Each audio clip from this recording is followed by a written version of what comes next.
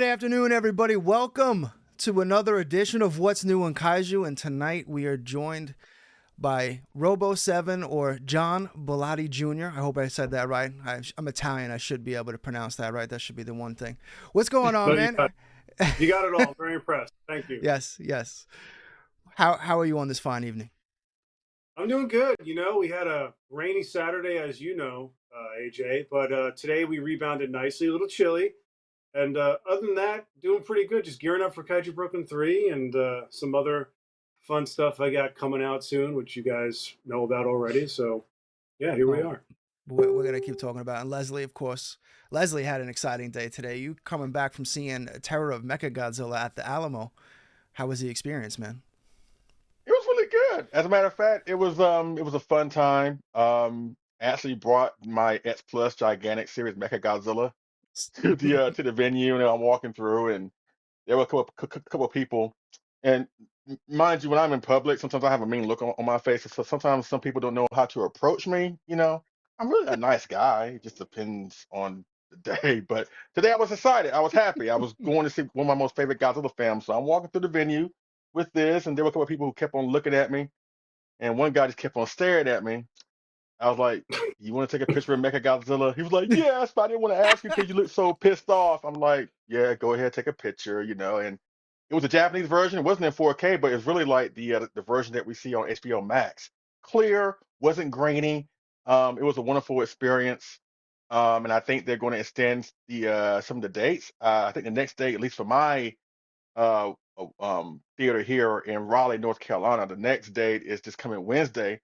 I think they also have some dates coming up for next month as well. I think around the same time they're going to have Hedra coming out also. So if you missed out on seeing Terra Mechagodzilla, you have a good chance to see it. No, next month. You know, but it's gonna be a good time because they showing those movies at the same time as Kaiju Brooklyn. So either way, you got some good stuff to go to around Yeah. next time, next month, in the next month. So we shall see. Yes. So how do we want to kick this off, Leslie? You're kicking this off, right? Yeah. So, ladies and gentlemen, again, this is the one and the only John Bellotti Jr., aka Robo7. You know, he's been on the channel before, from what I understand. Yes, it was like But you 3 already know. years ago. Actually, Yeah. funny Was you it? bring that up. Yeah, it was literally the last time you were on. I believe you were on with me and Avandro, and you were Yeah. talking about starting Kaiju Brooklyn. So kind of Wow. interesting full circle here. Didn't mean to Wow. cut you off, Leslie. Sorry. Wow. Look Look where at we us. came. Yeah. Yeah. Look Who at would have us. thought? Came so far. I know. I know. Wow.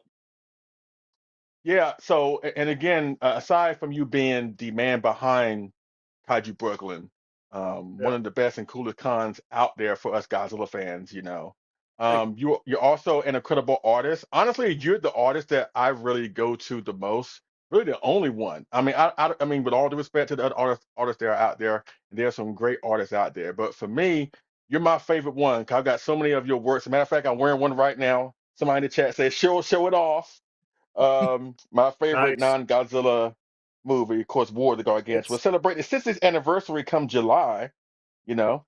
a good one. So again, yeah, absolutely. And I start this thing on What's New with Kaiju every Wednesday that, to lead up to Kaiju Brooklyn, I'm gonna showcase a piece of John Bellotti Jr. artwork leading up to that show to give you some love and to give Kaiju Brooklyn some love. Um, so again, thank you so much for being here and for blessing us with your work. Um, Very, very incredible. Looking forward to add Thank more when I get to Kaiju Brooklyn, especially my wife, you. because my wife loves a certain Millennium film. Sorry, AJ, but you know which film I'm talking about. So, um, Yeah. so definitely gonna get some cool work there. But again, thank you so much, John, for being here and gracing us with your presence and letting us know about your work and Kaiju Brooklyn and how we're going to set up the show. Basically, we're going to do it in two phases. The first phase, we're going to talk about some of John's artwork that I personally have, and we're basically going to show it on the screen, and we want to get your thoughts on what you did to bring those epic art pieces to life. Then the Okay. second half, it is going to take over, and we're going to transition more into the Kaiju Brooklyn side of things and talk about what you have coming and all that good stuff. So We have Okay. a very good show for y'all, ladies and gentlemen. So thank you so much for being here. Really do appreciate it. Yeah, no problem. Happy to be here, and thanks for inviting me on. My God, I can't even talk today. Sorry. Sorry. No, it's I get it. You're nervous. You know, we're such a big channel. I would be nervous too. You know, it's Well, you got to get it Leslie out. Leslie has that face. Leslie, he intimidates me with his face, and he's got a hard. It is a hard face. No, it is a hard face. Like when I see photos, I'm like, that is a guy you don't cross on the wrong day. That Yeah. guy right there. See that face? That face? Like I'm scared. I'm just looking at him, scared. He's almost a New Yorker without, you know, he should have been a New Yorker, honestly. I Yeah, don't you're have gonna the fit hair, right in. so I can't. I don't qualify, so I don't have the epic hair as y'all two. See y'all got something on me. And again, what is it about New York fellas and their hairs? Like I No, asked see, AJ, what's the it's secret? Italian New York fellas, so it's Yeah, not just all New Yorkers. Like you got to be a certain type for this, you know. yeah. See olive Just oil. We put olive oil in there. yeah, my skin is so oily that this is just natural. I don't even have any product in. Yeah, yeah. Yeah, so I asked like, what is it about the hair? Like, what's the secret? And he gives me like that Frank Lucas look, that's like, don't Yeah. ask me that. It's just one of those things. Or maybe it's a New York thing. I don't know, but yeah, I have a face that only a mother could love. But I guess Mama Gorgo in that case. But again, we're gonna showcase some of your works that I have. Because I've been buying from you basically ever since I want to say 2018. I remember that was a G Fest that I drove up for the first time, and when Artist Wow. Alley was still when Artist Alley was still a thing, and we drove from Right. North Carolina to Chicago, and it was like maybe like a 14-hour trip one way, and Right. the first thing I did, which I normally don't do, because normally when I get to G Fest, I hit up the dealer's room, but for some reason that year, I think I picked up a copy of G-Fan, which had your Godzilla vs. Megalon artwork, which we'll see Right. momentarily. So I picked it up and I was like, you know what? I gotta find out more about this guy. You So that's right. when I went downstairs and I met you personally and I shook your hand. I was like, thank you so much. And ever since then, I've been buying your work ever since. So, I um, appreciate that. I appreciate that. Thank you. speaking of Godzilla vs. Megalon, okay, this is the first piece in question. Godzilla vs. Megalon. Again, I know the film. It is what it is for some people, but I love it. It was my gateway, my first ever Godzilla film, and I can never ever bash this film. And the way you brought this piece to life, you know what I'm saying, made it. Look so spectacular. One of the Yeah. best things about Megalon is his artwork. So can you talk to us about what you did to bring this thing to life? What was the genesis of it? All that good stuff. Yeah, that's a good question. I kind of remember that that piece. I know that like I don't want to say I don't like the movie, right? Because everyone sort of like craps Oh on that God. a little unfairly. It's a solid movie. I think it's more solid than Gigan because there's not a lot of. First of all, you have an original Godzilla suit, and you have two original kaiju suits. I mean, I guess you call Jet Jaguar a kaiju, but you have a a new robot. You have a new Godzilla suit and brand new kaiju design. Gigan's the only one that's left over. Not a lot of stock footage. Um, it's a movie I watched a lot as a kid, and when I made that poster, I think I was at a point where I usually start with the movies I love the most, right? And I think with Megalon, I don't remember how, like, oh my God, I'm really trying to think back. I might have seen a photo of something that inspired me because sometimes with my posters, I'll just see a photo in like a random photo book, right? Like a Toho special effects book. And I go, wow, that's really Hmm. cool. Like, I can make a whole poster around that. So if I'm remembering correctly, I think I've seen a photo of it, and a lot of people were asking me to make it. So basically, what I do is I make my prints, I go to conventions, and I sell them in Artist Alley. And people come up to me and they say, "Do you got Final Wars? Do you have this? Do you have that?" So Megalon was like number one for a while. Like people really wanted to see Megalon. And I said, well, if I'm going to do this poster, it has to look psychotic, like I'm on acid or something. And that's kind of where. And Just wanted to if you beat look at Godzilla's eyes. You were like, I'm gonna use that as inspiration because he oh is yeah, if you absolutely look, cracked out in that yeah, movie. yeah, if you zoom in on like Godzilla's eyes that I drew, you can see the little spiral that he has in the movie. Like it's a weird like bullseye or something. I don't know what it is. Probably LSD or something. But all the little like stars in the background, the star itself, I believe is from the Japanese poster. Like they drew that star, I think, in the middle of the title, and I just took that and just blew it up. So it's like it's all just coming at you in this like crazy smorgasbord of color. And since I've done that design, I over the years I've looked at it and I'm like, something is off about it. And I'm like, wait a minute, Megalon is driving me crazy. So I flipped his image. So in newer posters, he's flipped and I sort of tightened it up a little bit. So it's a little different. I kind of George Lucas did a little bit in my later years of doing posters. So that's the story if I remember correctly. It's all vague. It's all in here somewhere. I don't know. And it's a great piece of artwork. Again, that's one of the, oh, and of course, when I was in Japan last year for the first time, I had to walk around Tokyo with your artwork, John. Had to represent you on the other Nice. side of the world, baby. I appreciate That's it. awesome. I did the same thing. I did the same thing in Japan. I wore all my Ultraman shirts, and I got so many people looking at them, but nobody said anything. Did that happen to you? Like, were people looking at it, but they wouldn't talk to you? Yeah, because again, the face, just the Yeah, they're face, like just scary That's true. Americans. Whoa, whoa, whoa, Yeah. whoa, whoa. Yeah. But as a matter of fact, actually, I think this day, because this is the Godzilla store in Shinjuku with the awesome -1. And I Yeah. remember we were on our way there. It was me, John, and Sandra, John Ruffin, and we were on the subway train heading there.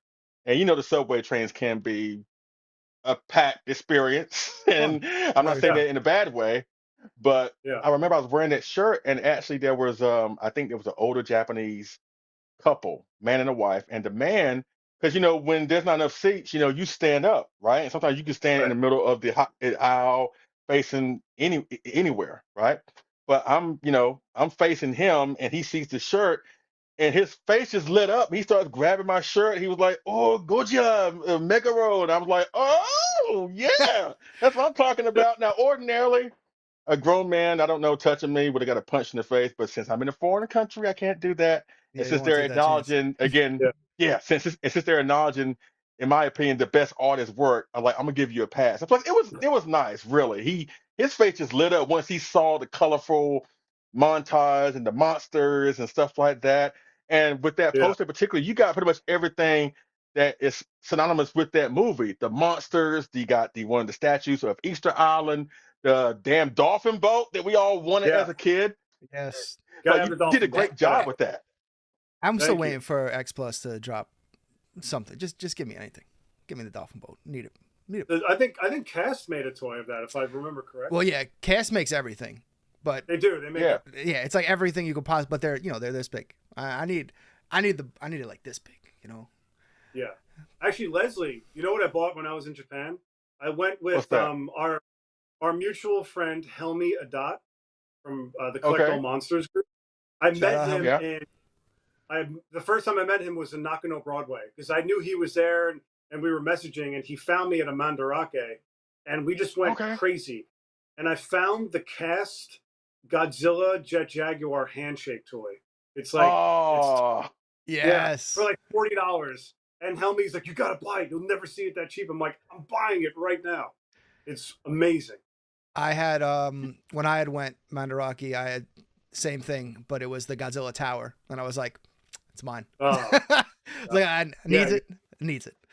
yeah, yeah. yeah. Mandarake, you'll go broke, especially if you go in the one that has like 7 floors. Because I think we went to like maybe 3 or 4 of them while we were there. And the thing about going to Japan for the first time, of course, if you got spending money, is not blow everything on the first store. And I almost did that. Like the first store we went to, I was like, yeah, I want all that. I was like, but my budget is only but so much. Even though the yen was very favorable to our dollar, it still is now, really. But you have to Yeah. be disciplined. And I still came back.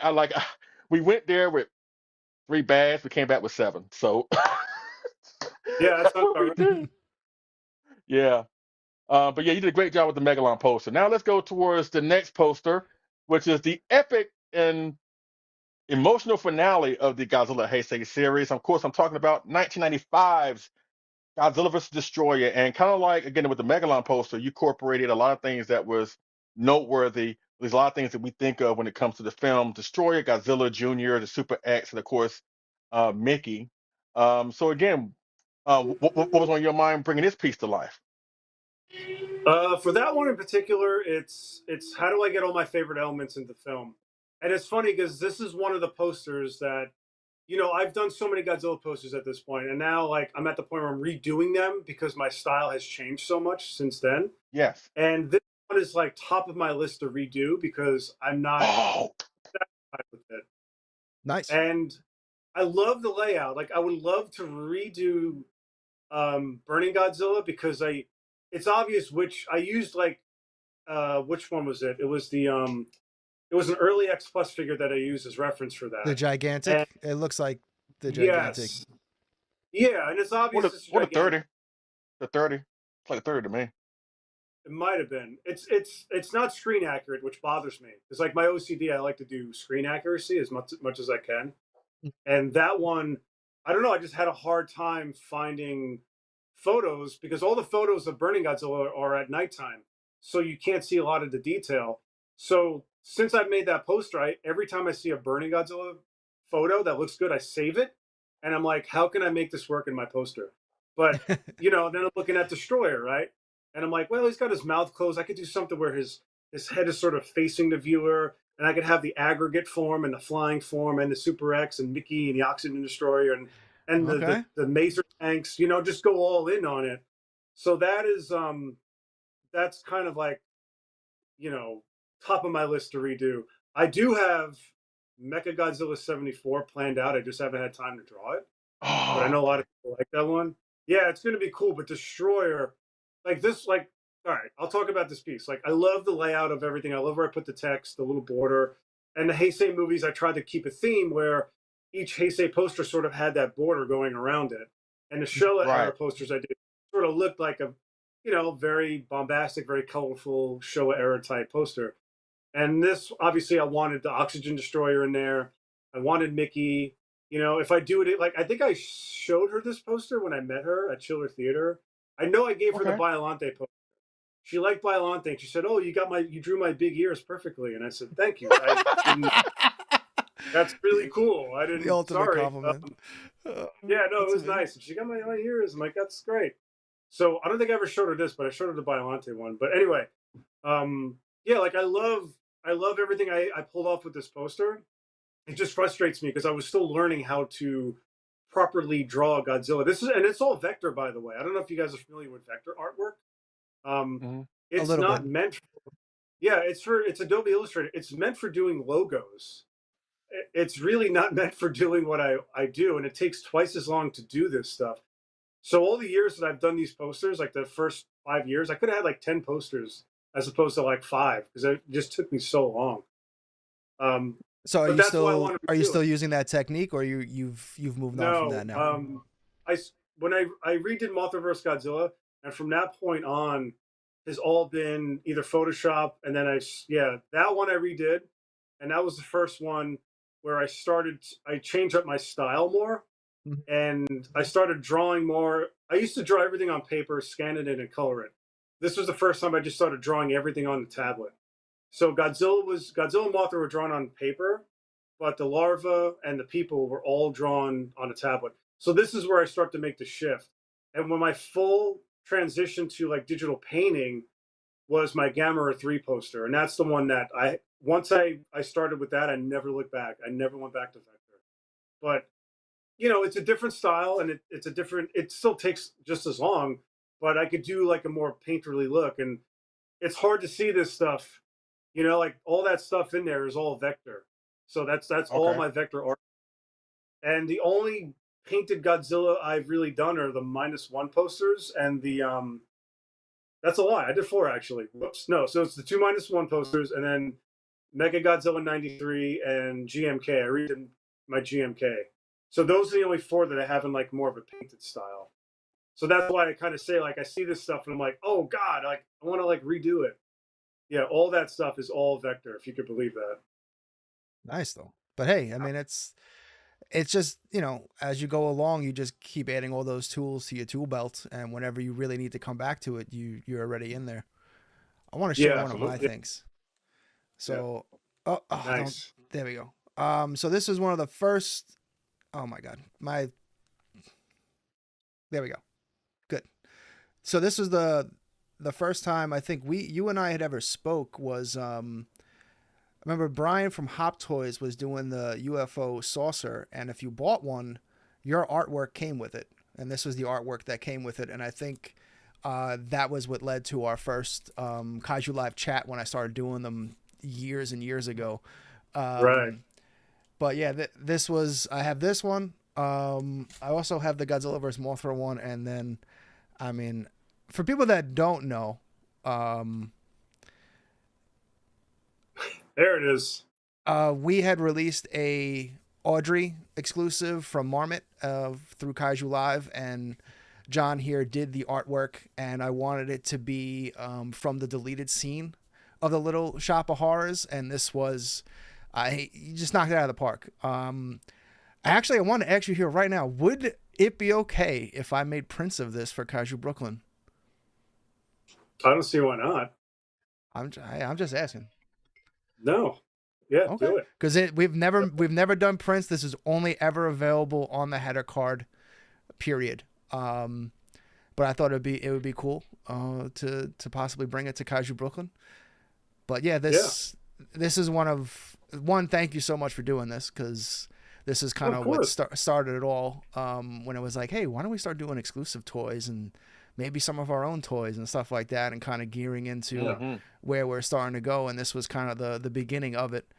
But yeah, so this print, most likely, I'm going to say 99.9%, unless somehow the delivery doesn't get to me, will be at Kaiju Brooklyn, because, but I don't want to, we'll get into all the Kaiju Brooklyn stuff in a second. I didn't mean to hijack it there. We'll get back into some. Oh man, that Groman piece, man, that Cthulhu figure. First of all, that figure is gorgeous in person. I don't know if you guys ever seen it. I have the green one, just the green blank. Yeah. One of my favorites. Yeah. I've seen like custom versions, like custom paint jobs. That was one of the most fun pieces of artwork I've ever done in my life. Like, I can draw Groman stuff on for forever. Like, his stuff is so much fun. Yeah. I did that poster of all four of his kaiju fighting each other. That was so much fun to draw.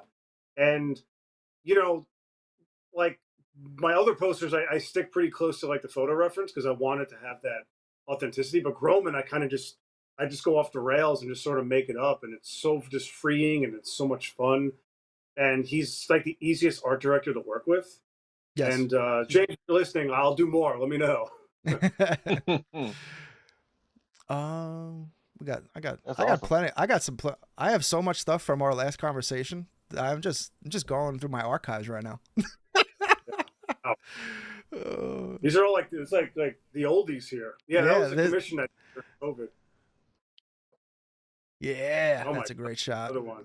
I need to do a proper 84, and I keep trying to come up with ideas, because when you do a poster, like, that's like a perfect image for that movie, right? So it's like, I'm not going to redo that. And then I'm like, okay, well, I need to do something else. But how many elements were in that film? It was Godzilla, right?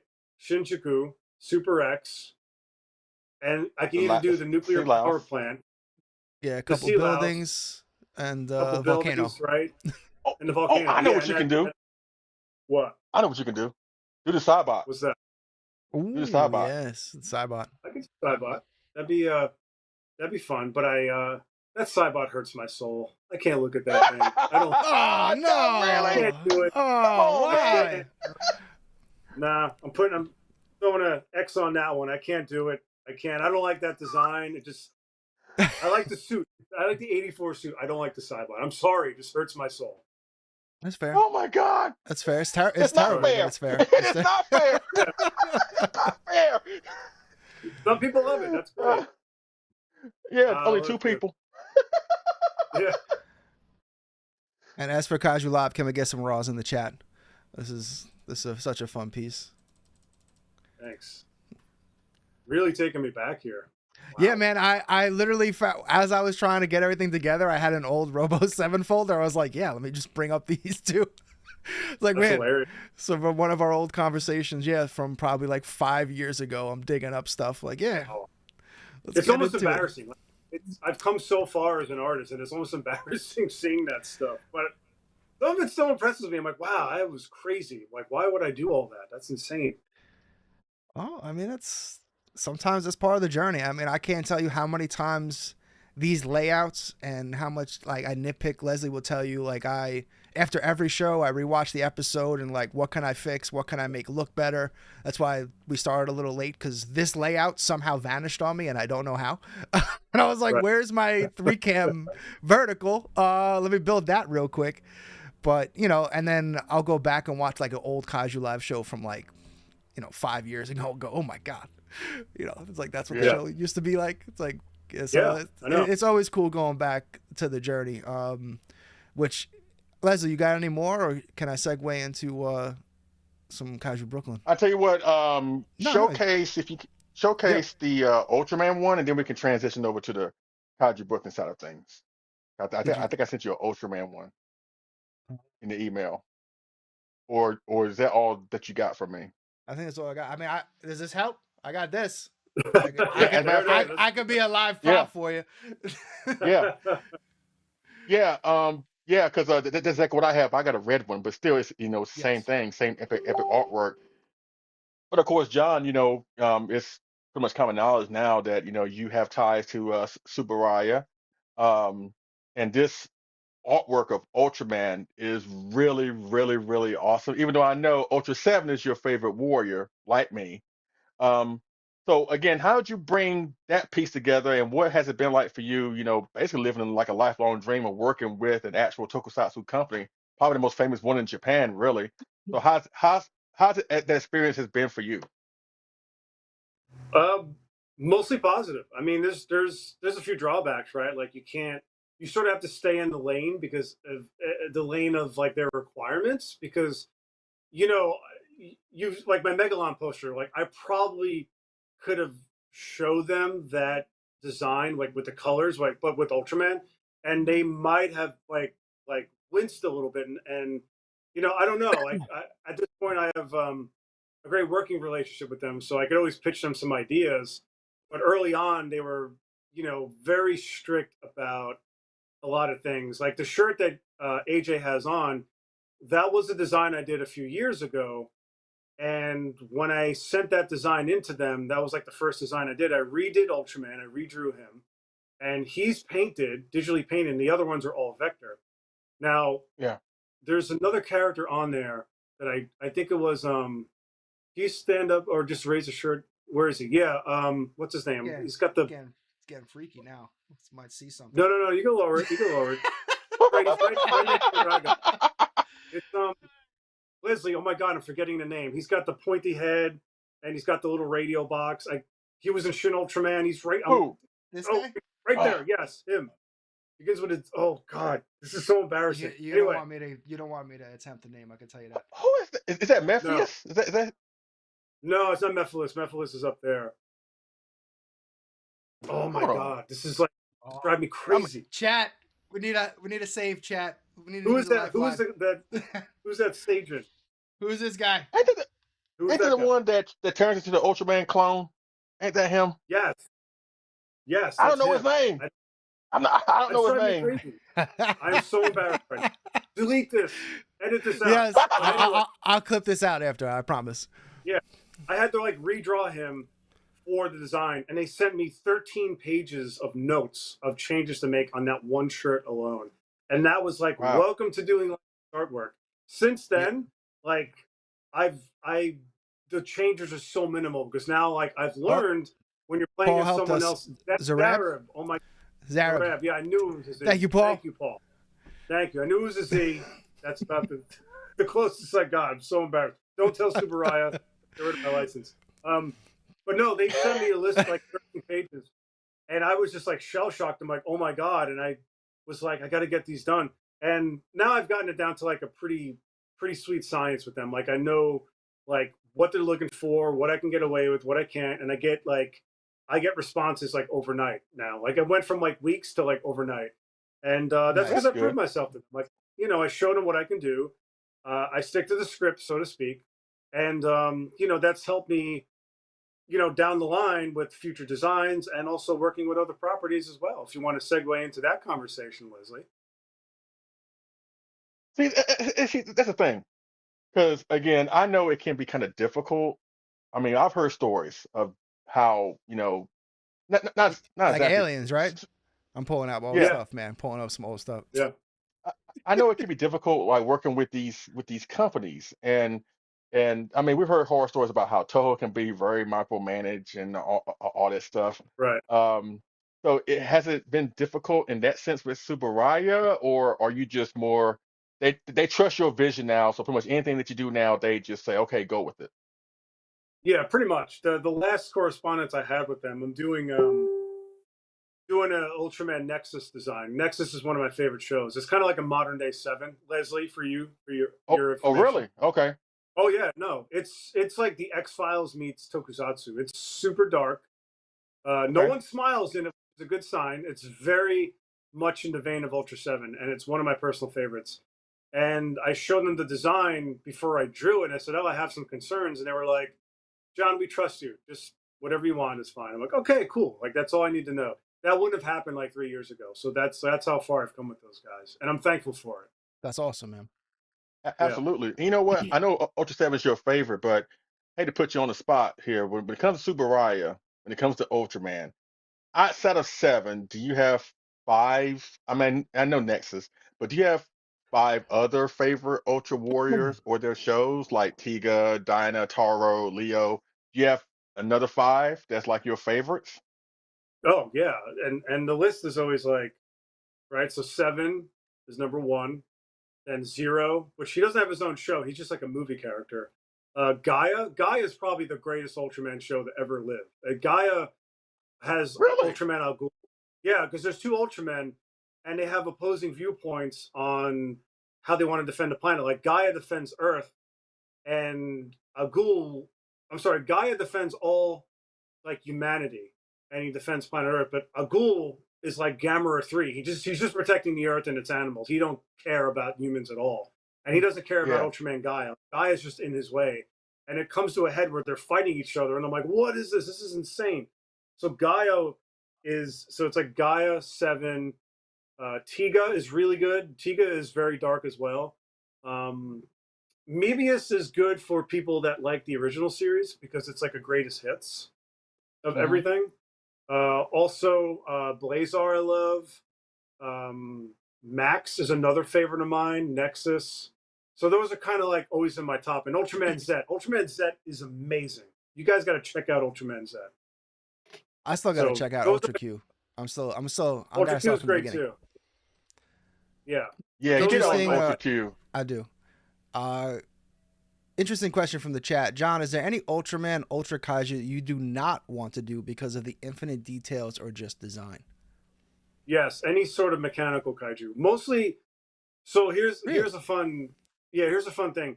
The Showa era stuff is so easy to draw and render, but anything like new gen, basically like from Ultraman Ginga on, is so overly complicated that it's like, oh my god, I don't want to draw this. Like my Ultraman Z shirt took so long because he has like all this like intricate armor on him, and it just takes 10 times longer to do anything with them.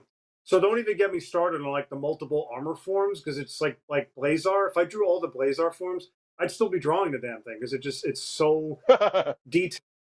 And it's like I had this whole Blazar piece that I wanted to do, and I had to narrow it down to just Blazar and Earth Garen. And Earth Garen took way too long because again he's mechanical, and I just flow better when it's more like organic and like creatures or even Ultraman himself. But anything like I would do stuff from like the Heisei era, but the new gen stuff, man, it's like so overly detailed and it's so intricate and Every nook and I cranny. look at it. Yeah, it's like every nook and cranny, and because it's me, I have to do like every nook and cranny. Yeah, if you're screen accurate, it has to be as accurate as possible. Yeah, you can't. That's where you Yeah, either that or you're just drawing Sofubi at that point. yeah, Yeah. exactly. It's either one or the other for me. I can't do something in the middle. Well, one more question I gotta ask, and then we can go over to the Kaiju Brooklyn side of things. Sure. Um, and this is kind of being critical, but not overly bashing anything. But Oh wow. is there an Ultra show or Ultra Warrior that you just can't seem to get into for whatever reason? Like you may hear a lot of people say, "Oh yeah, that one is great, that one is great," but for some reason it doesn't grab you. Like for me personally, I try to get more into Ace and Toro, but for some reason it just doesn't grab me. But Leo does, which is strange because Leo is like crazier than those two combined. So is there like an ultra show that just doesn't grab your attention like the other ones? I will say I agree with everything you just said about the Showa series. Like Leo grabs me. 80, like 80 looks beautiful and the effects are fantastic and it's shot well. His nose, like his whole design, it just it kills me. I can't look at that design. I have a hard Yes, time with it. It's yes. hard. Okay, that's just the Showa era. Like I'm working my way up here. The Heisei era, Cosmos, people love Cosmos, but Cosmos was like a unique ultra because he was blue. He was the first like all blue ultra to headline his own show. But he Hmm. never kills kaiju. He doesn't kill kaiju. He calms them down, and he's like a peaceful ultra. And I tried, and I can't get How into it. boring. It's a little boring. And as far as like the new gen stuff, Ultraman Orb, that is a tough one for me to get into. I don't know why. And it's made by the guy that did Zet and Blazar, and I met him at G Fest, and I love that guy, and I told him, and I gave him a Zet shirt, and he does amazing work. But Orb is tough. I try and I try, and I just can't get into it. I don't know. The designs are cool. Juggler's awesome, but just something about it. Maybe it's the fantasy element of it. I don't know. It just doesn't grab me. Right, right. Yeah, because I have a hard time. I haven't gone really heavy into like the Heisei Ultraman, but honestly, I can't tell Tiga or Dinah apart. Honestly, maybe this my fault 'cause I haven't really watched them that much.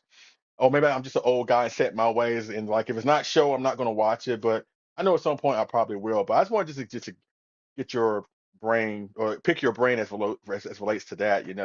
I Yeah, know I talked to you about it off camera, but I must mention now at some point we'll definitely have you back so we can do a more of a deep dive into the Ultra series and get more into the monsters, the teams, and all that good stuff.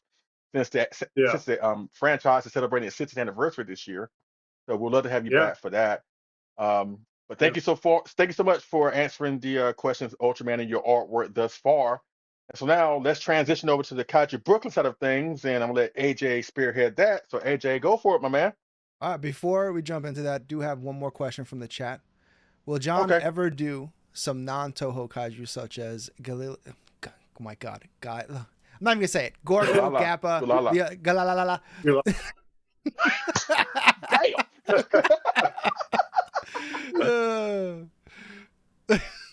Damn. That's a good question. It's funny because I'm sure you guys have also following Titanic Creations.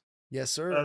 Uh, I like what they're doing because they're just like, we're not going to go for the obvious choice here. We're going to go for all the tertiary kaiju that people Yeah, aren't really doing much with. Because Godzilla, as much as I would love to make Godzilla shirts, it's kind of overdone, right? So that's why I'm doing Ultraman. That's why I'm That's doing fair. other Tokusatsu.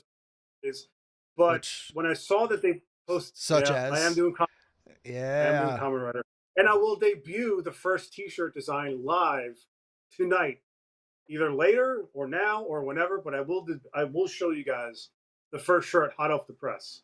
I will I mean, say that. you want to do it right now if you have it? Awesome. I do. But to answer Ray's question, I'm gonna grab it.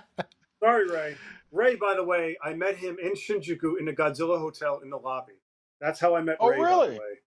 Yeah. Okay. We were talking and we messaged in the on the Facebook, as my mom would Yes. say. And I was like, "Hey man, are you in?" And he's like, "Yeah, I'm staying at the Godzilla Hotel." I'm like, "So am I." And we literally met that day, and he met my wife. I met his partner, and it was like we hit it off. And he lives in Queens, and I'm in Brooklyn. And come Oh, on, Ray, we got to really? hang out. Yeah, we got to hang out, buddy. But going to Queens from Brooklyn is like going to another planet. Like AJ can tell you, it's horrible.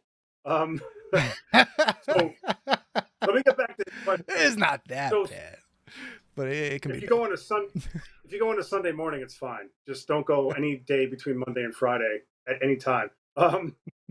So Ray, I am interested in doing non-Toho stuff, and Gilala is like top of my.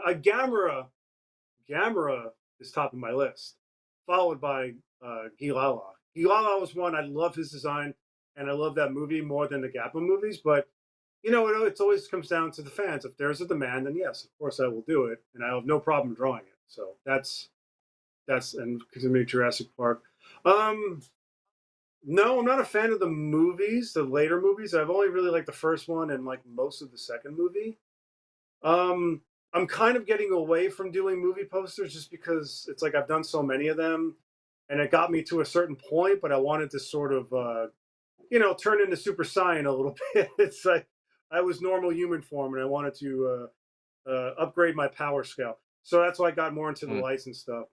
And I did Mad Max. I did Enter the Dragon. They're fun to do, but now it's kind of like I have more of a very pointed purpose. And but it's, again, like I said, if people ask for it, it's something I would definitely consider. But for the Kamen Rider shirt, this is the very first ever Robo7. You can see it. I put my name in the shirt now, so I have Yeah, no, that's own nice. shirt. Clean, Yeah, so I have my clean. own Robo7 shirts. This is the debut of the very first Kamen Rider Robo7 shirt. So here we go. Here we go. There you go. That's awesome. Nice. There we go. And that will be exclusively at Kaiju Brooklyn coming up on May 30th and 31st.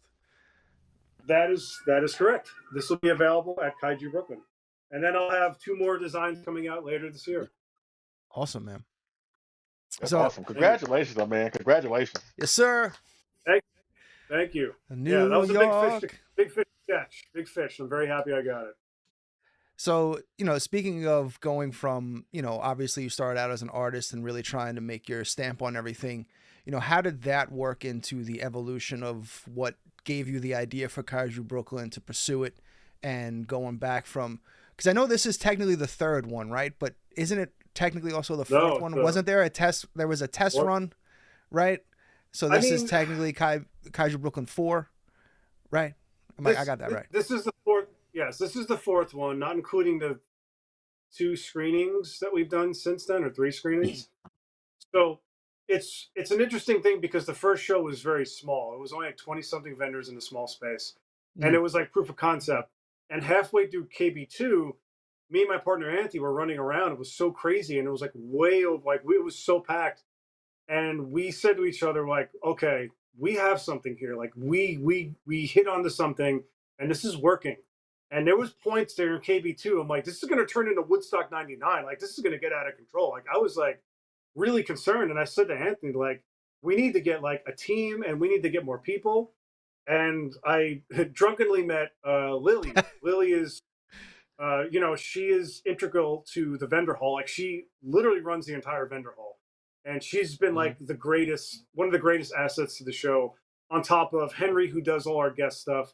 Sal Ultrazilla, shout out. He is a warrior, getting all our panels together.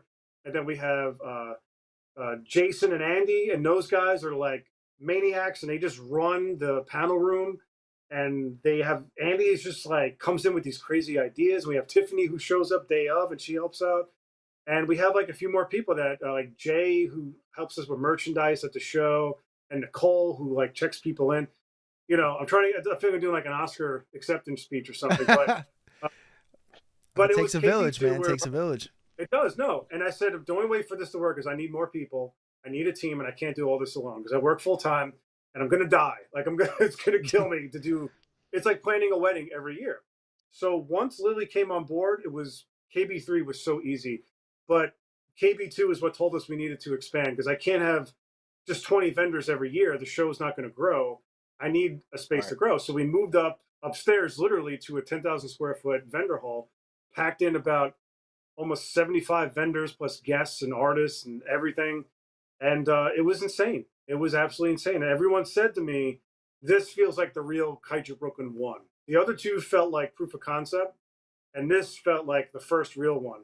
So yes, on paper, this is the 4th Kaiju Brooklyn, but this feels like the 2nd of the real Kaiju Brooklyn, if that makes any sense whatsoever.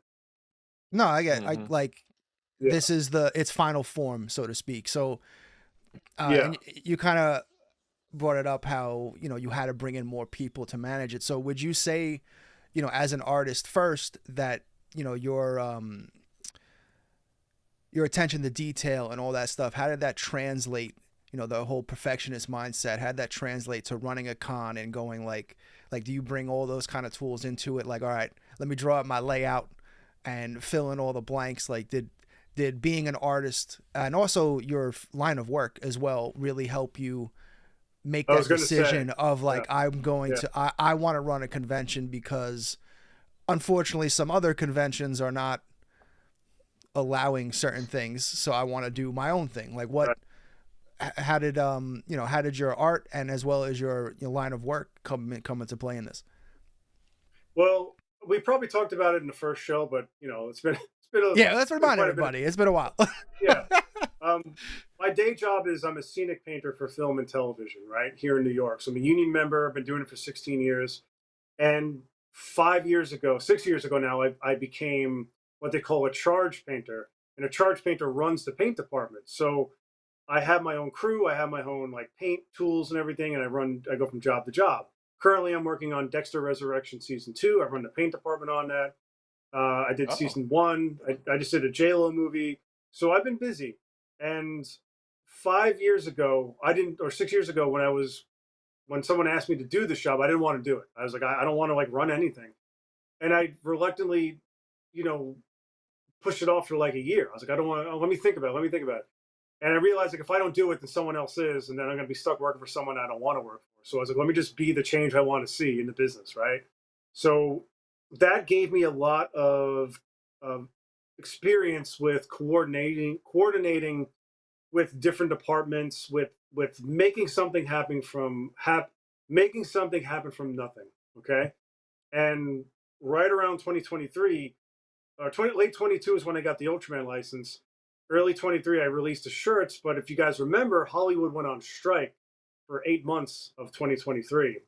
So I had shirts. I had no kaiju convention to go sell them at, for reasons that we won't get into.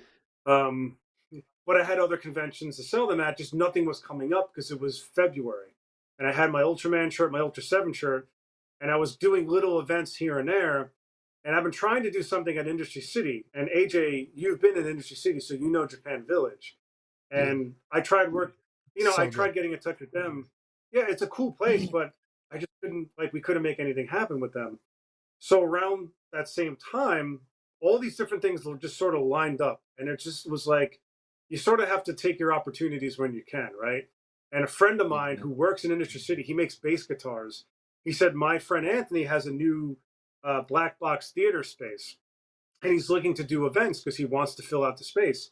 So that June, I think after the strikes happened, I pitched him the idea. I said, I just want to get all my vendor friends and artist friends in the room with all my New York connections and see what we can do. And he goes, great. And we organized the first Kaiju Brooklyn in like a month. I mean, there were nights where I was just like not sleeping. And it was like any sort of startup story you hear is all true. Like that was me and Anthony, middle of the night, like I'm on my phone and I'm like texting him with just like, the lamp, my nightstand lamp is on and I'm illuminated by this light and we're texting ideas and we just got up and running and I got all my vendor friends to show up and we got tables and we just set it up and I used all my artistic ability to design the show and design the social media aspect. We created a social media page because that's very important. Oh, And absolutely. I remember the morning. Yeah, I remember the morning of the show. I was like, "Where's everybody? Like, is this going to be worth it? Like, what am I doing this for? Like, all the doubt, everything starts running through your head." And I remember I walk outside and I don't see anybody. I'm like, I thought there'd be like some people here. What I didn't know that everybody was hanging out in the courtyard rather than outside because it was raining. So I turn around and all of a sudden, and I still have the video of it. Like 100 people just start walking through the door as soon as we Oh opened the man, doors. And we That's had amazing. almost 1,000 people show up, almost 1,000 people show up in that first show, which was that's what's up. incredible. It was absolutely incredible. And we were like, I was drinking. My friend bought me, my friend bought me, there was this apple, because it was October. So the bar Frying Pan, shout out to our besties at Frying Pan. They had these apple cider slushes. And you're like, oh, I could do that. And he brings me one, and all I ate was like a bagel. And now AJ knows New York bagels are big, but they're not that big. Like they're not enough to coat your stomach with alcohol. And I remember No, drinking no. two of them and just being like, what is going on? I was like outside my body. It was so much fun. And we screened Shin Ultraman, and Shin Ultraman, we sold out like 125 seats. It was crazy. That's It awesome, was dude. crazy. So that's, yeah, and we made a few bucks, which is kind of rare for a first year show. And we said, let's do it again in 6 months. And I said to my partner, never again will I do something in 6 months. That's it. And, and here we are, man. Here we are in year 4, and we have bigger guests than we ever had, and returning vendors and brand new vendors like yourself, right? KAIJULIVE, first time coming. Yeah, I And mean, yeah, because it no, go ahead. I'm was sorry. no. Yeah, no. Continue. No, one of my favorite memories. I remember I sent you this earlier. Was, I walk around a lot. I make sure everyone's doing okay. If you watch that Kaijuli video of me from YouTube, you see me walking around and like giving thumbs up to Yes. people and check. I like to do that. I like to make sure everything's running and everyone's having a good time. Everyone's enjoying themselves. And I went to Gun Hill Brewery, who do our Kaiju Brooklyn beer, which we're bringing back, by the way. And you're there, AJ, with your dad, and your dad's awesome. I love your dad, Frank, right? Your dad, Frank. Yes. Mm-hmm. Yeah. Okay. I'm glad I remembered his name. Sorry if I, sorry if I had that moment, but and you guys are sitting there, and you guys are just like, John, this is so awesome. I'm having so much fun. You have no idea. And I'm like, I can never accept any sort of praise. I always think, they're just being nice. They just feel bad for me or something. Like that's where my mind goes. But you said that, and then like not long after that, some guy ran up to me. No, that was on Sunday, the next day. This guy ran up to me and he goes, John, I want you to meet my family, man. And I'm like, what's your name? And he told me his name, and I apologize, I forgot. But it was also in Gun Hill. And he's like, I've been trying to reach you for 2 days, and I finally found you. And he's like, I got to tell you, this is the greatest kaiju show I've ever been to. And he named another kaiju show and he said we were better than that show. And I said, stop talking now because this is ridiculous. He goes, no. He's like, Industry City's amazing. You put on an amazing show. And it was like the one thing I needed to hear at that moment because I was so tired. And it's just stories like that, man. Like people are thanking me, and I'm not a soldier. Like, don't thank me. I'm not like, I'm not coming back from a war zone. I'm not a 9/11 first responder. Like, like please, like I just organized an event with my friends, and I just want to have a good time. But now in our we're heading towards an uncertain future for technology, and what I keep hearing is that in-person events are going to be worth more and more and more. And I went from making an event out of necessity for my selfish needs of selling shirts and hanging out with my friends in a small space to like, oh, I'm actually doing something positive for the community of not just Godzilla fans, but just people, humanity, and just getting people together in a room, which is my favorite thing. Is just getting people that I like in a room together and having a good time. Like, there's nothing better than that, I think, in this world. And I think it's something that I don't want to see it go away. I just want to keep bringing that positive togetherness. This sounds so corny, my God. I just want to bring that. Sometimes you gotta get corny. A little old fashioned goes a long way, right? Sometimes. Yeah. No, and AJ, like, you grew up in an Italian American household like I did. And I remember every Sunday you had your family over, your mom's making the Sunday sauce or gravy, whatever you want to call it. I remember cousins were over, uncles. And, like in the last 10 years, man, it's sad because I lost a lot of that. Like, I don't have any family like I used to. It's not a big family. Like, I don't have, like, my friends have become my family. And for an Italian, it's sad. It's really sad. And being a part of the kaiju community, it's given me that aspect of my life back in a very unique way, right? And it's giving people an opportunity to like, hey, let's pay a visit out to Brooklyn and see a cool space that's not the Javits Center or not some random warehouse. It's like a cool mixed use, bars, restaurants, and Leslie, you're gonna see when you get there, like the food is great. There's pizza, chocolate. There's a chocolate factory in there. There's a Japanese village. I mean, there's a Mediterranean market across the street. It's unbelievable, and that was the venue. The reason why I wanted. Yeah, the venue is. You've been in the new venue. The venue is unbelievable. That was our first Kaiju Brooklyn, and in terms of literally, the name speaks for itself. Kaiju Brooklyn, having it at Industry City, I mean, it's a New York con. And so as a New Yorker going to it, and you can bring your family, which is what I really loved about it. Even though it was just my dad and I going for the first time, and instantly I was like, oh man, like we can bring the whole family here, because you got the outside for the kids. There's an indoor arcade. I mean, you're basically in a giant mall essentially that's just kind of outside, all interconnected. So there's stuff for everyone to do. If you're not just like, I want to do kaiju stuff for 8 hours today, which, you know, not every family member is willing to sacrifice that kind of day. But, you know, so they have other stuff that they can do, which I just thought was awesome. And then, like, you know, this place was fantastic. I'm so happy that this is coming back. They were playing, you had like some live bands or performers there that were literally doing live renditions of kaiju songs. It was phenomenal. Oh, really? Some anime songs. Yeah, it was such a fun time. Ordering, like, me and my dad got like a little personal pizzas. They were phenomenal. The beers were great. I think I got every beer you had, because I kept all the cans like a nerd. I was like, yeah, it's kaiju Brooklyn cans. Like, this is so awesome. And it was honestly that show, because, you know, we had been going to G-Fest for a while, and, you know, we've been there a couple times. And then obviously we haven't been back since, I think it's 2019. The pandemic happened, which, you know, there were no cons for a long time. And then there was some weird stuff going on, you know, with the whole licensing thing, which, you know, Artist Alley, all that jazz. I don't want to turn this into a G-Fest bashing.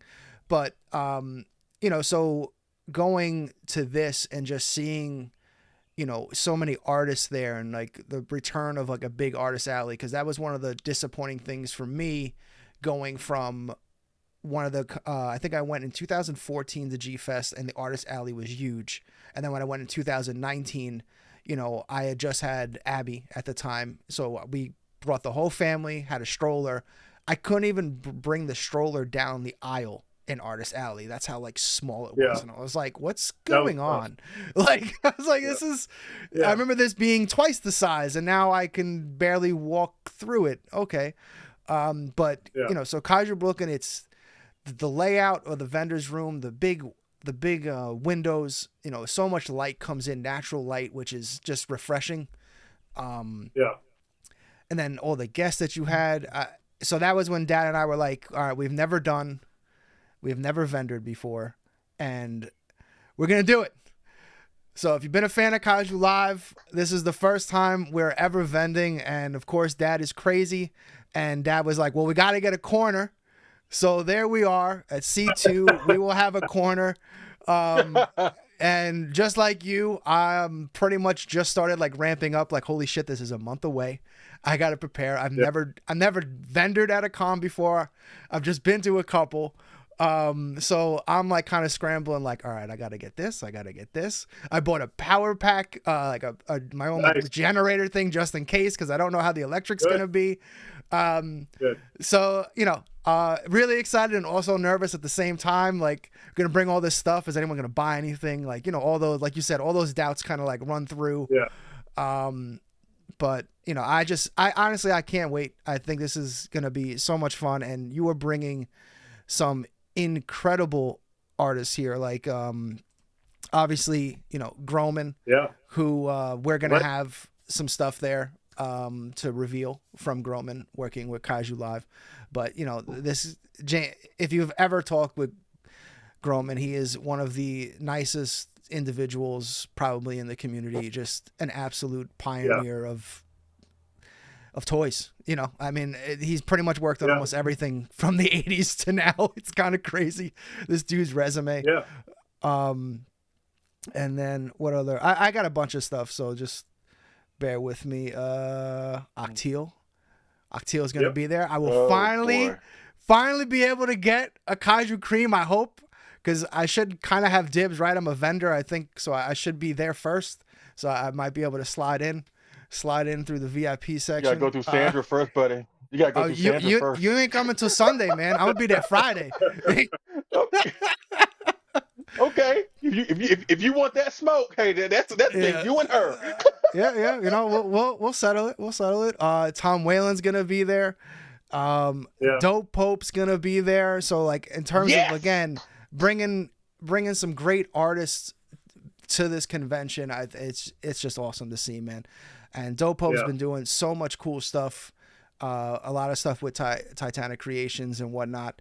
So it's just awesome to see his stuff. And then you got some serious guests. You brought him up. TJ Storm is gonna be there. Yeah.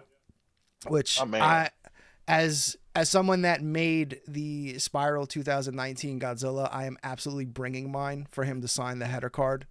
That's awesome. Nice. Because at the last G Fest, was it 2 years ago? Like, we had actually gifted him one. I wasn't there personally, so this will be like my my chance to actually do that. Yeah, so I'm really excited about that. If you guys aren't familiar with, am I saying this right? Keone Young. Keone Young. Like, this guy's been in so much stuff that, you know, from Teen Titans to obviously Singular Point.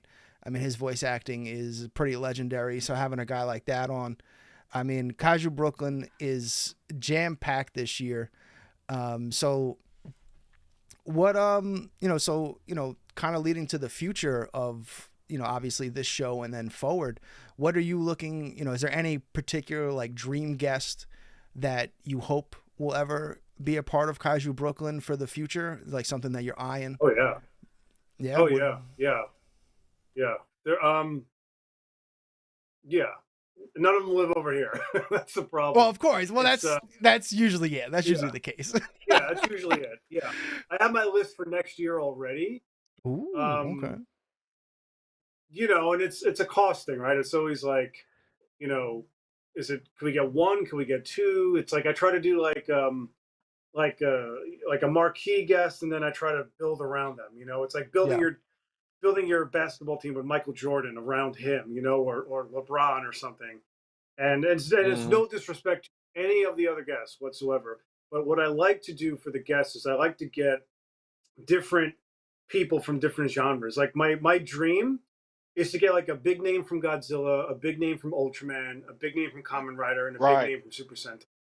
Just because it's Kaiju Brooklyn, it's not, you know, Godzilla Brooklyn. It's Godzilla. Get Kaneko. Yeah. Yeah. I would guess Kaneko. I would love to get Kaneko. I would love to get, you know, people that worked on the movies in Japan. I mean, like I said, I have my list for next year, and if fuel prices aren't through the roof, if we're not still at war with all the companies that make the oil of the world, hopefully flights aren't as expensive next year, and we can get them to Brooklyn. So I'm slowly building towards you know, what I want, and you know, and like to have TJ Storm here in the States is great, and to have Tom Whalen live like 2 states away. Groman lives like 3 states away. Dope Popes Paul right Komoda here. is in Paul Komoda is in New Jersey. It's like a no-brainer. And you know, it's like we only have so many tables, so it's like, would I love to have Linda Miller come back? Of course I would. But there's only so many spots like I have in that hall, and I think of, you know, you try to think of returning guests and you try to think of new guests. You always, and the show is always going to grow. So even if someone never met Linda Miller or Keone Young, they'll meet them like if they come back and I have them as a guest. But there's always gonna be someone that hasn't met them yet. So I can always bring them back in like a few years. But I try to think of returning guests, like, you know, they already met Linda Miller and other people. So it's like, let's get new people in here. Let's rotate them, have them come back. Maybe for our 10th anniversary, we have all the OG guests come back or something. Yeah, no, like who knows? That's awesome.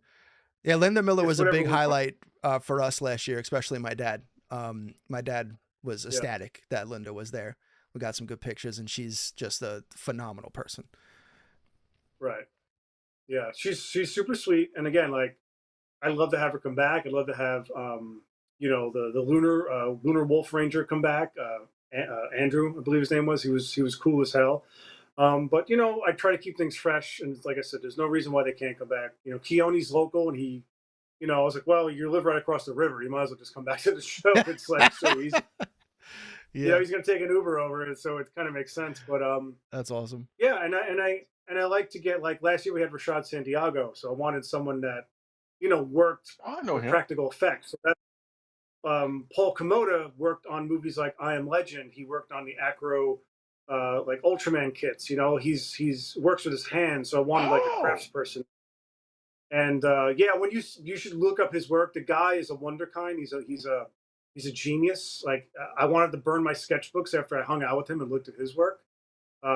Super talented, and he's really close with Steve Wang, who obviously made the Guyver movies.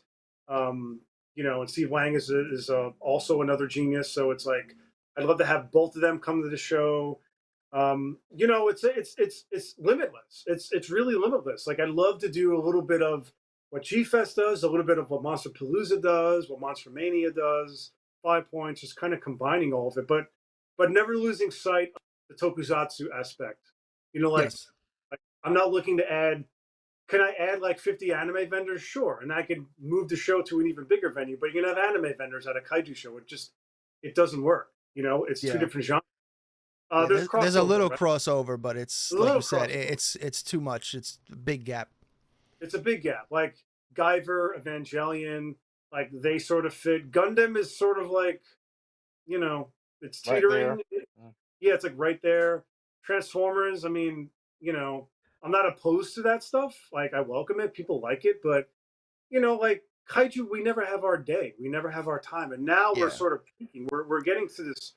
We're cresting. We're right at the peak here, and we're like the word kaiju is in the lexicon of everyone in the United States because of Pacific Rim. And you can call them Titans. I don't care. You can call them Titans all you want, but they're kaiju.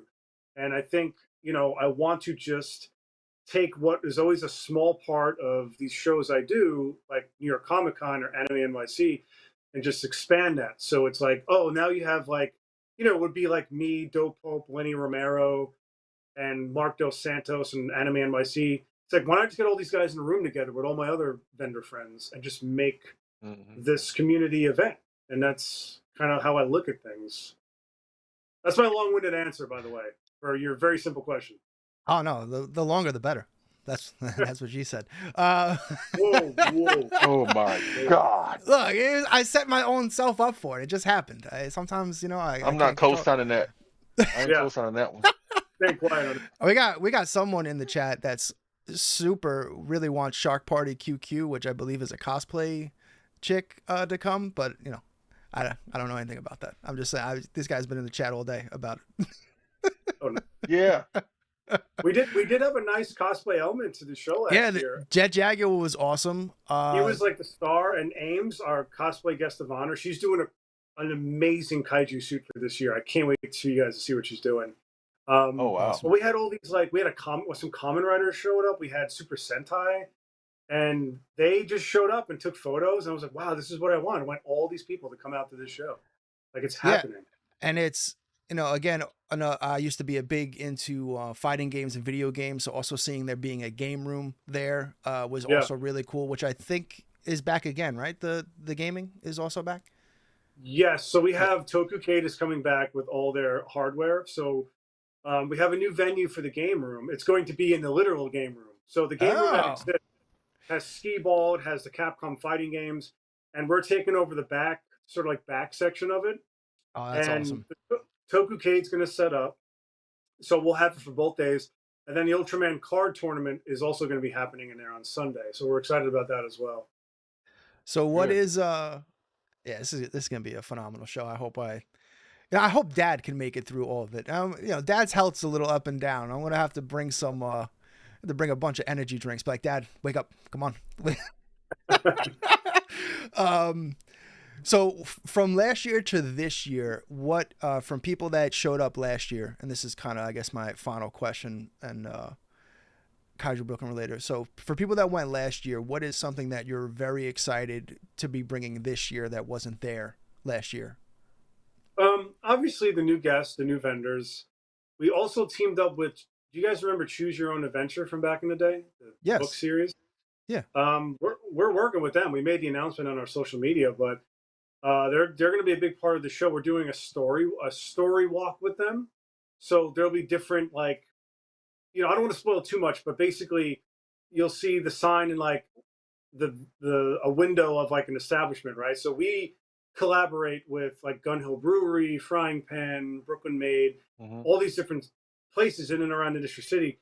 And if you go to one of those places and pick up something, I won't say what it is, but you can pick something up, bring it back to their booth in the conventions hall, in the vendor hall, then like there's going to be like prizes and stuff like that. So Oh, It's an interactive thing. It's a choose your own adventure basically, so you could choose which path you want to go, and each path you go has its own unique conclusion. And it's really for kids, you know, I was because gonna say that's so awesome. Like, yeah, so they basically have now my kids will be locked in for a couple hours doing that. yes. Yeah, It's we awesome. wanted to, Awesome. yeah, when we had like a recap of KB3, I'm not a parent, but like Anthony is, and a few other people in our team, and they were like, we have to do some more stuff with kids. And I said, I agree, but I'm not a parent, so I don't know what they like. Like, you know, Yeah. a tablet interface, like, what do you do? And we were trying to figure out what to do, and just like it just sort of came out of nowhere. They emailed us out of nowhere, and they said we want to work with you guys because we have a kaiju book coming out called Kaiju Gaga. So it's going to all tie into this Kaiju Gaga book, and we're very excited. We're very curious to see how it works. It's sort of like you know, like your own RPG, your own Yeah. dragons, where it's just you just walk around and I you had figure out the story as you're yeah, going. I had just taken our kids a couple weekends ago. We went to oh my god, Great Wolf Lodge up in Okay, Pennsylvania, and they yeah, had like a every hallway, like you had to sign up for it. You got like a wand, and the wand was interactive with all the stuff in the hallway, and it was like a 4 hour puzzle game with all these interactive things, and you hmm know, it's just so many kids. And again, we're in a giant indoor water park, and yet there are so right, many kids that are locked into that and like are totally cool skipping the water park for half the day because they're on this 4 hour quest using these wands and stuff. So right. yeah, I mean, my daughters are gonna absolutely love it. So that's a huge win, I think, for Kaiju Brooklyn. Because again, getting the kids more involved is how we create the next generation Yeah, of fans. And I mean, there's really no better. And then Gaga too. Like my daughter's a huge Lady Gaga fan, so that's like already built in. Just just the name nice, alone. nice, nice. That was all meant to be. All that was meant to be. That's awesome, man. Yeah, that's Yeah, really exciting. yeah. Question in the chat: where can I get some Robo7 Godzilla T-shirts? Oh, that's a tough one. Well, I don't have the license to get. I don't have the license to make Godzilla T-shirts. But if send me a message, maybe I could point you into a direction of where to get really good licensed Godzilla shirts. If you want unlicensed Godzilla shirts, then I could point you into another direction where to get them. So reach out to reach out to Robo7 over at Facebook. Yeah, Um, just shoot me an email and we'll talk a little bit. but always has prints though. Yeah, They prints. they're float They're always they're floating around. yeah. Hey, I want I'm looking at two comments also. Another question, then a comment afterwards.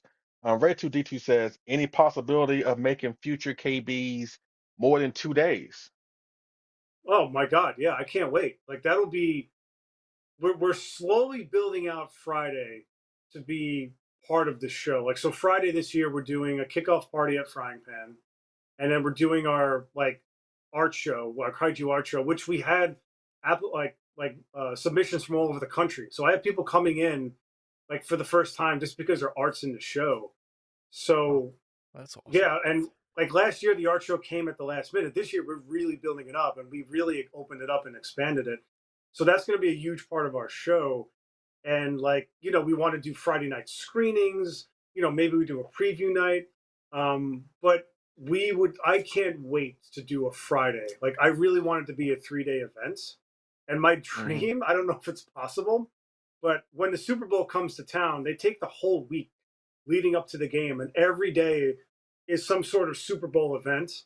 And I would love to do that with Kaiju Brooklyn. Like every day is like a screening or a little something going on that leads up to like that Friday opening of the show.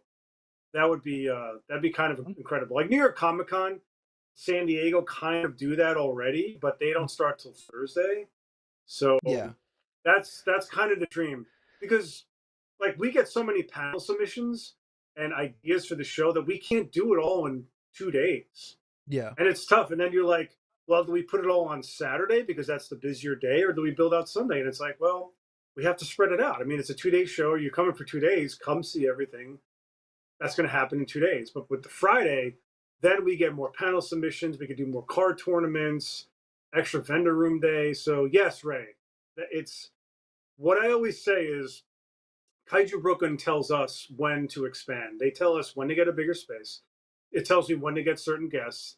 It tells me when I have to add an extra day. So it's all in the works, my friend. Yeah, I'm still debating because I took Friday and Monday off, and I'm like, should I also Yeah. take Thursday off to like get everything ready, and then be there I first thing on Friday to start setting up.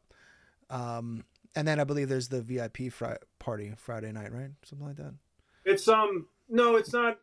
We're not going to do a VIP party. It's just basically like just a kickoff party because like we can't really close the bar down because it's an open bar, so it's hard to like rent the frying pan. So they're gonna have like kaiju themed drinks and food and like we all party there anyway. So that's where like Yeah. our official kickoff party is gonna be. Yeah, it's gonna be awesome. It's gonna be tough to Yeah. wake up the next morning and go to work, but I'm Yeah. because I'm gonna make sure because this I don't know how everything's gonna work out. This might be. I hope it's not the first and last. You know, it really depends on how Dad does, honestly, for the weekend. Right. But you know, so I'm gonna party like it's my last one. I'm going. So They'll be- Friday night's gonna be Yeah. great. Saturday night's gonna be great, and then Yeah. Sunday when Leslie, you might have to pick me up off the floor. You might come to the Kaiju Live booth, and I'll just be laying flat. You know. I have to be. I'm very careful that weekend because it's my show, and I want to make sure everything's running. So luckily I live 5 minutes away, so I try to like get enough sleep. I try not to drink too much because I don't want to like be incoherent. Yeah. I try to get rest, and then this way I'm not like dead on Monday morning. And I'm going to take like most of that week off, and then like Monday, probably Tuesday, just to like unpack because I'm also bringing Robo7 stuff. This isn't just Kaiju Brooklyn. It's also Robo7. So like I'm almost all Absolutely. packed for Robo7, and that becomes like a whole separate thing within Kaiju Brooklyn. And even like when I'm promoting on social media, I'm like, oh crap, I never promoted myself. Like I keep forgetting that like I'm part of the show as well. It's crazy. So like and it's like not only am I getting Kaiju Brooklyn together, I'm like, oh, I need like shirts. I need new shirts. So I'll have my Jiros shirt, I'll have my Boltan shirt, and Kamen Rider, and I'm like, oh, thank God, like I'm getting all this stuff in just at the right moment. So Yeah, I'm trying it's to a lot. figure out. I'm also trying to figure out like what kind of merch do I bring? Like I will. uh, Okay. like what I'll say this. what would you suggest? Because I'm looking at So- hats, t-shirts, hoodies, stickers. Stickers. I feel like those are the prime. Yes. Bring all that stuff. Bring all that stuff. You've been to 5 Points, right? Have you been to 5 Points Fest? Yeah. Yeah, great show. I love that show. Designer vinyl, as you know, is very expensive. It's not cheap. So if you notice this year, we have a lot of designer vinyl artists coming into the show. And a lot of them, like Dominic Devara, Dominic sold out everything but one thing on his table last year. And he's like, oh my God, because I told him we're in New York City, we're in Brooklyn, right? People are coming from all over, but most people live inside apartments. So they can't walk out with an X Plus Legion. Like, so don't bring an X Plus Legion, right? Yeah. Like bring your Bandai, bring your $20 toys, and I told the designer guys, don't bring anything over like $100. It's going to be a tough sell. It's they're going there and they're buying stuff for kids. Like kids want to bash these things. You can't do that with the Sun Guts. Even though Sun Guts is going to be there, don't bash. But Sun Guts, his prices are great too, like criminally low. Sun Guts, raise your prices because your stuff is great. No, don't do but that. that's the kind of. But it's dangerous. It's very dangerous. But what I would say is, bring stuff that you could sell to kids, and bring a few things that you could sell to like a high price collector. There might be like a high price guy there, but it's just a lot of little things so that they could just pick your table clean. I mean, that's what I tell people. That's my advice going into it. Yeah, I mean we're pretty good inventory wise. I was just more looking at like branding Kaiju Live stuff, like what obviously hats, hoodies, stickers. I kind of want to bring game pads, but I don't know if that's too weird. But I'll probably bring it anyway. When we had someone selling body pillows there last year and skateboard decks. So bring it. Definitely bring it. Hell yeah. Yeah. Yeah, so That's again, awesome. everybody, Kaiju Brooklyn, if you haven't already and you're in the New York or just the tri-state area in general, May 30th through 31st, get your tickets, more info over at kaijubrooklyn.com. Honestly, this event is it's awesome. I really can't. The fact that it got Dad enough to be like, all right, we're gonna do a show. I mean, that pretty much speaks volumes to it. Because we were asked many times about G Fest, and we just were like, no. But once we went to Kaiju Brooklyn, it was just it was a no brainer, and I can't wait to see what all the new stuff for this show. So again, May 30th, 31st, and John, thank you so much for taking the time. John has put in hours and years bringing this all together, and the fruits of his labor are expanding and expanding. And I hope we get to your dream of this becoming a Super Bowl Kaiju event. I'd love to be a part of it, man. It's going to happen. It's going to happen. It feels like it. It feels like there's a lot of momentum on our side. And what I'm noticing, and not to jinx it, but like we are getting mentioned now as like one of the premier kaiju events in the world. Like I have people coming. Absolutely. No, and it's something I never, again, in my head, I never get past this idea of no, it's like, it's almost like I'm self-conscious about it. It's like, oh, but we're not, like as an artist, it's like, oh, like don't walk in on me when I'm mid-process because it's not finished. And Kaiju Brooklyn never feels finished to me until I'm like I'm at the Javits Center. You know what I mean? So it's like, no, don't, like I spoke to Art Adams at New York Comic Con. Like he actually has that Ultraman shirt that you're wearing. And we did like a fun trade. I gave him a shirt and he gave me a sketchbook. And I was like, he wants to come to Kaiju Brooklyn and I want him to. And I said, Art, like, I want to make it worthwhile for you. I want there to be like 5,000 or 7,000 people at the show for you to come out and see that and be a part of that. I like just don't come yet. And I don't know. Like now I have Tom Whalen come in, and Tom is also like a monster in the art world. So I'm like, I know he just did all the stuff for Universal, the new Universal store in Orlando. I know.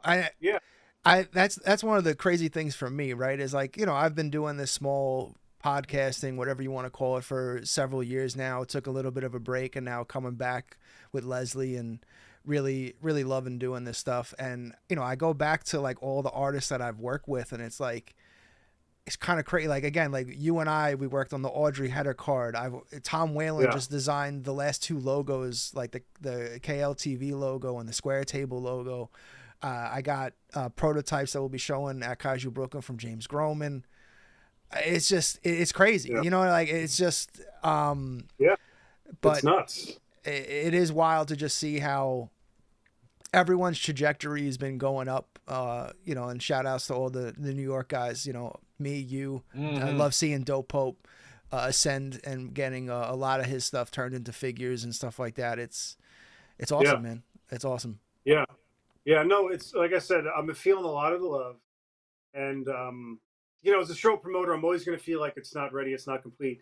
But then it's like, I know it's a kick-ass show. It looks like a kick-ass show. When I see video of it, when I see photos, I'm like, oh my God, we got it going on. Like, this is so cool.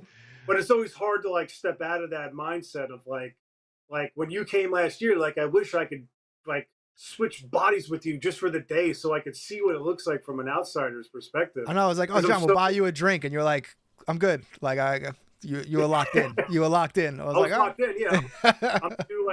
I'm too dialed in, and I want to get to a point where I could sort of like relax a little bit and just sort of like enjoy it and not like pick it apart and see what I could do better next year, what I want to add. And, but I know, like I say, I pretend like, or I say that it's like, oh, it's not this, it's not that, but I know it's an awesome show. And it's in New York. It's the media capital of the world. Like there's no way for it to be a small event. Like it has to be a big event. Like that's how it's meant to be. Just like the kaiju itself, they have to be gigantic. Yeah, and that's the one thing that's great too, is just having a convention growing back in New York. Because the New Yorker Hotel that used to be a big Godzilla convention back in the day that died. Chiller Theater is still going on, but that's in Jersey. That's right. Right outside. So it's just awesome to see something at home base growing and growing and growing. And again, the venue is awesome, and I think everyone that comes, if we get more people this year than last year, it's just going to continue because the word of mouth is going to keep traveling of how much fun this event is. it's more of a community gathering than just a corporate event, I guess, if that makes sense, if I'm saying the right thing. No, it does. Well, it's like I said earlier. It's getting all the fun people in a room together and celebrating this stuff, and then going out for drinks at Frying Pan or Gun Hill or getting ramen at Japan Village. Like one of my favorite moments was like I hung out with 3 of my vendor buddies. It was just the 4 of us. I think on Friday night or maybe Saturday night, and we just got ramen at Japan Village while the show was going on. I'm like, that's amazing. Like this thing that I created is going on over there. People are loving it, and I'm just over here eating ramen, just enjoying like Surreal. the moment with my. Yeah, it's surreal. It's a great feeling, man. And like I said, the further down this rabbit hole of this technology that we're going, and I'm trying to remain optimistic about where it's going. I think it's important to just continue doing in-person events. I think it's important to keep humanity connected. And like I said, I didn't know I was going to be the leader of the future human resistance like John Connor. Like I had no idea. Like that was gonna, you know what I mean? Like I went from doing this one thing, and now it's like growing to being this like thing where people like are flying in from, they're coming in from Indonesia, they're coming in from Japan, China. It's like, oh my God, like this is crazy. But this is what I built. This is it. Like you said, fruit to my labor. Like I'm working hard for a reason. This is the result of all of that. And that's a tip of the hat to you because again, this is my first time coming. And again, I've seen you, with your artistry and then, you built this up, the fact that you were able to build a place where we can come as fans, have a good time, especially in this world where we got a lot going on. And sometimes in this Yeah. fandom, we have a lot going on. But Yeah, it that seems too. like based on what I've seen, the vibe is just chill and just come, have a good time, bring your kids. Um, and again, that's your baby, and that's something that nobody can ever take away from you. You had the vision, you saw it through, and look at where you are, and where you're going to be in 5 years is going to be probably 10 times that. So congrats to you, and hats off to you for doing what you do. And I can't Thank wait you. to Yes, sir. I'll bring bail Thank you. money because AJ being drunk, I just can't have that on my watch. So, No. but we will have a good No. time either way. I'm I know my limits. I've gotten to that point. I'm I'll always put on a show. I mean, there's been plenty of times on this show here. You might not be able to tell, although the Toys for Tots charity event, I think you were able to tell because people were paying. I did a whole thing, shots for tots, and it was like, oh, if you do a $20 donation, I'll do a shot, and like within the first 10 minutes, it was like Oh boy. 7 shots. I was like, all right, I gotta bump up the price now to $50 because I'm getting wrecked. Hey, where's AJ? And your dad's like, I don't know. He just got up and left. I don't know where he is. He's in the yard. Yeah, come back is in the chair like this. Yeah. Oh man. I will But say can't wait. this. One of the things I'm proud of the show, and I noticed it with KB too, is our inclusion and diversity of the show. Now, when you put on a show like this, you don't think about any of this stuff, right? Like you don't think about, our people of different ethnic backgrounds, or people of different, preferred, people of the LGBTQ community. Are they going to come out? They all came out in force. Like it's Wow. so much diversity at the show, and I get emotional talking about it. But like people on our team are part of the LGBTQ community, and they've all said to me like, we did a panel last year hosted by was Lily and Henry, and it was about being like queer in the Godzilla community, which was kind of a historic thing because it's never happened. There was never been a panel that has talked about it because they are a huge part of the community, and no one realizes that. And I'm so happy that Kaiju Brooklyn has become. I mean, we're New York, right? We are the most progressive city. I don't care what you say, San Francisco. That's what we're supposed to be. That's what we're supposed to be. Bring us. You're tired. You're sick. You're hungry. That's what New York is. And to see it on display, it's kind of amazing. It's kind of amazing, and that's something I never would have anticipated. Like when I conceived the show, you go to these other shows, and it's like, it's a certain demographic or a certain person that you go there, and without naming a certain Midwest kaiju show, it's like, New York. It's like, wow, we have someone from every cultural background here. And it felt so good. And I'm like, this is great. Like, let's keep doing it. So, to all the people in the community, we are accepting of all of you, whatever your religion is, your political beliefs. We keep all the drama out of the show. We're just here to have a good time and to celebrate this stuff. And if you have drama, leave it at the door, or you will be asked to leave. Sorry. Yeah, I can't think of a better way to end this show than on that note. Pretty much, just perfect. So again, everybody, Kaiju Brooklyn, May 30th, 31st, next month. Thanks to John Bellotti Jr., Robo7, KaijuBrooklyn.com. Is it Robo7.com? Right? It's Robo7.com, yeah. Spelled out ROBO7.com. So awesome. Yep, I think that about does it. John, thank you so much. Everybody, if you haven't already, like and subscribe, and be on the lookout for more content from Kaiju Live. Have a great night, everybody. Peace. Good night, everyone. Thanks. Hopefully see you at Kaiju Brooklyn.